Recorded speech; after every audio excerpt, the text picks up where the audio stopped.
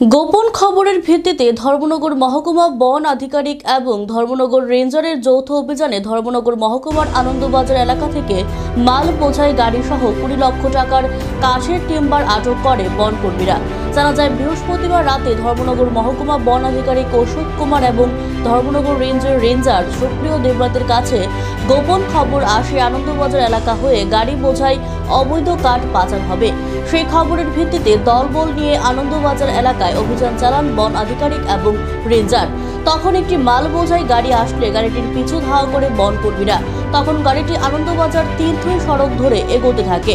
পরে পরিস্থিতি বেগতিক দেখে চালক গাড়ি ফেলে পালিয়ে যায়। এদিকে ধর্মনগর মহকুমা বন আধিকারিক অশোক কুমার জানান, গাড়ি থেকে মোট 100 ফুট কাঠের টিম্বার উদ্ধার করা হয়েছে, যার বাজার মূল্য আনুমানিক 20 লাখ টাকা হবে। তবে চালক সুযোগ বুঝে পালিয়ে যায়। এ মর্মে বন আইনে একটি মামলা রুজু করে তদন্ত শুরু হবে। বর্তমানে টিম্বার বোঝাই গাড়িটি মহকুমা বন আধিকারিকের অফিসে রাখা হয়েছে।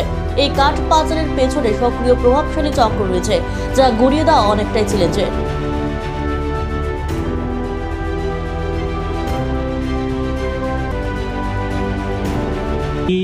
आज आनंद बाजार से कोई इन्फॉर्मेशन मिली थी कि गाड़ी मतलब टिम्बर लोडेड गाड़ी वहाँ से जा रही है।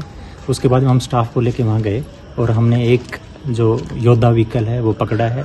इसमें अराउंड 100 CFT के आसपास माल होगा। बाकी कहाँ से कौन गाड़ी चला रहा था, क्या चला रहा था, वो इन्वेस्टिगेशन का मैटर है। वो इन्वेस्टिगेशन करके हम रिपोर्ट देंगे।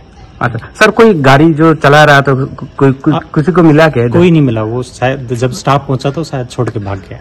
कहा जो लोकेशन क्या है बताया आपने? वही आनंद बाजार से तिलथई रोड पे जा रहे थे। इधर जा रहा था? उधर से। Thank you. ठीक है सर।